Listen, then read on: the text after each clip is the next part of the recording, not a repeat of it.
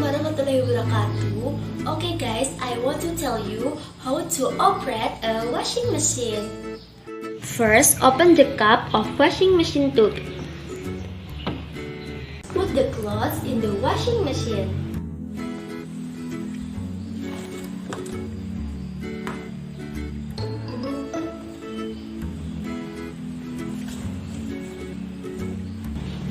And add detergent.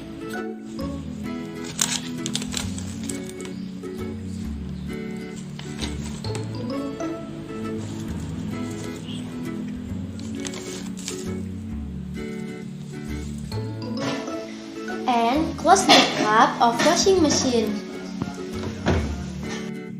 Then press the power button. Water level. Set the time. Process. Mode. And last. Start.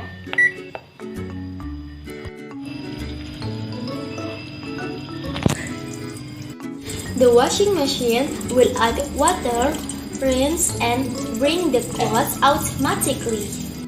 And wait for 45 minutes. After waiting for 45 minutes, put the washed clothes in the bucket for drying. Finally, clothes ready in the sun. Thank you. Oke.